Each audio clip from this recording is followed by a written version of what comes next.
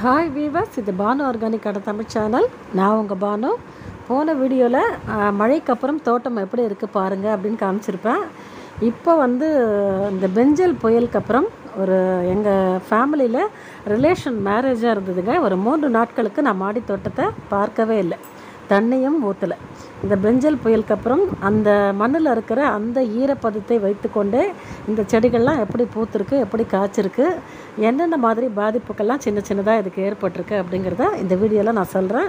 வீடியோவை ஸ்கிப் பண்ணாமல் பாருங்கள். கண்டினியூவாக 3 நாட்கள் தண்ணி கொடுக்கல அப்படின்னா கூட செடிகள் வாடவே இல்லை. இதை நீங்கள் நல்லா கவனித்து பாருங்கள்.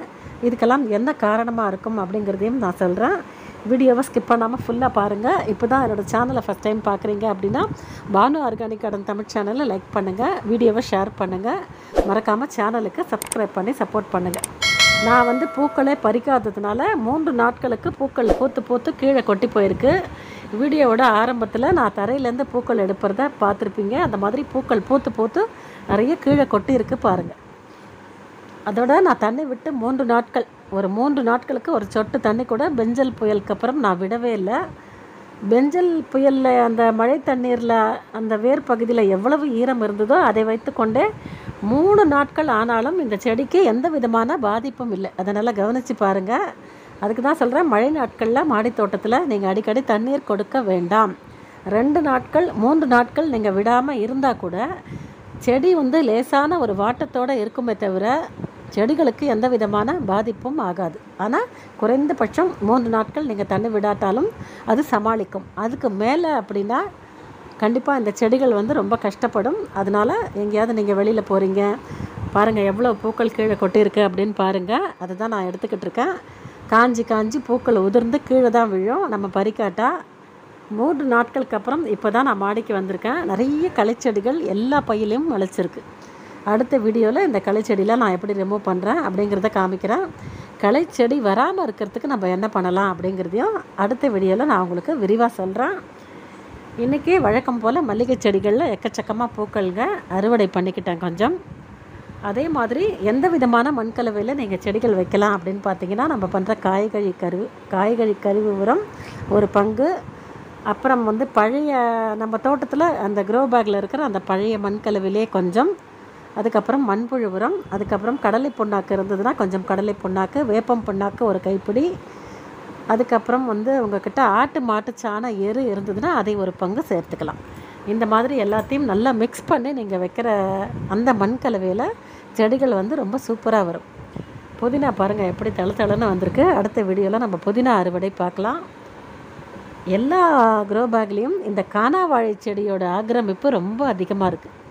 இதோட வேர்கள் நம்ம வச்சுருக்கிற அந்த செடியோட வேர்களோட பிணைஞ்சு நம்ம செடி வளர்ச்சியை ரொம்ப பாதிக்குதுங்க. அது அந்த வேர்கள் பார்த்திங்கன்னா அடி வரைக்கும் போகுது.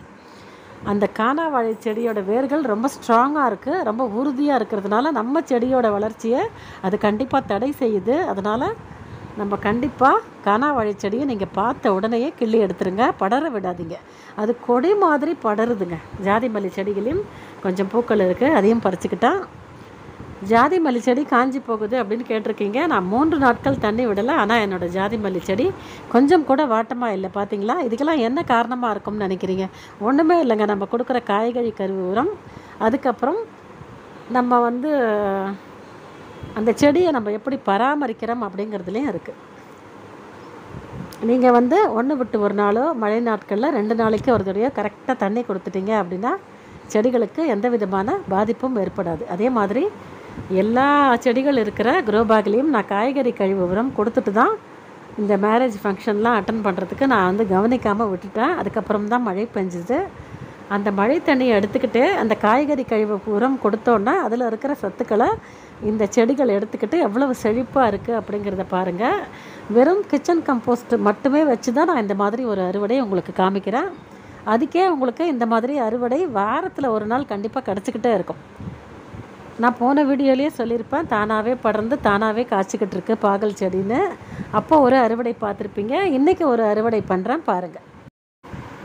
வெறும் காய்கறி கழிவு உரத்தை மட்டுமே தான் அந்த செடிகளுக்கு கொடுத்து இந்த மாதிரி சிம்பிளாக ஒரு அறுவடை வாரம் நான் எடுத்துக்கிட்டு தான் இருக்கேன். கோவக்காய், பாவக்காய், கீரைகள், பூக்கள்னு நீங்கள் வந்து மாடி தோட்டம் அப்படின்னு ஒன்று வச்சுட்டாலே உங்களுக்கு ஏதாவது இந்த தோட்டம் கொடுத்துக்கிட்டே இருக்கும். வெறும் கையோடு நீங்கள் போகவே மாட்டீங்க, ஏதாவது பறிச்சுக்கிட்டு தான் நம்ம கீழே போவோம்.